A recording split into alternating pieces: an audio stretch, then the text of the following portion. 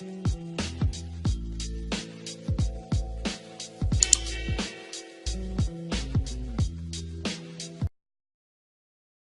الدولي المغربي الشاب أشرف حكيمي أنظار العالم مساء أمس السبت بعد تألقه الكبير رفقة فريقه ريال مدريد خلال المباراة التي استضاف فيها إشبيلية ضمن منافسات الليغا الإسبانية بعد أن أسمع الأداء كبير ووقع أول هدف له مع النادي الملكي.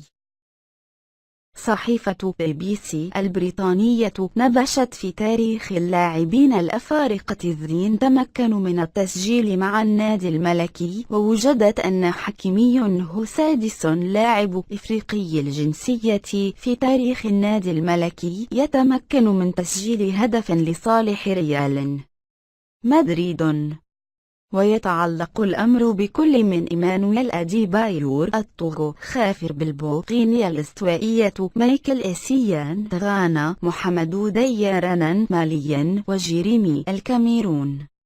وأكدت الصحيفة ذاتها أن الكاميروني سامويل إيتو ولاعب الرأس الأخضر فالميرو لوبيز فشلا في التسجيل لفائدة النادي الملكي خلال المباريات الرسمية التي خاضها بقميص الملكي.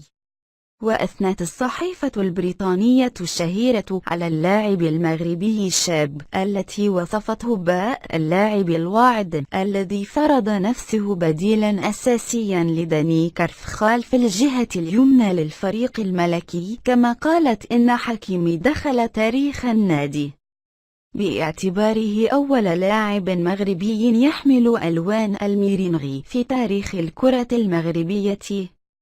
وعبر حكيمي أمس السبت في تصريح له بعد المباراة عن سعادته الكبيرة بعد تسجيله للهدف الخامس لريال مدريد، إذ قال في المناسبة ذاتها: أنا سعيد جدا بتسجيلي لأول أهدافي مع الريال، إنه شعور كبير فعلا. أتمنى أن أواصل على نفس المنوال لأن الأهداف ستزيدني ثقة.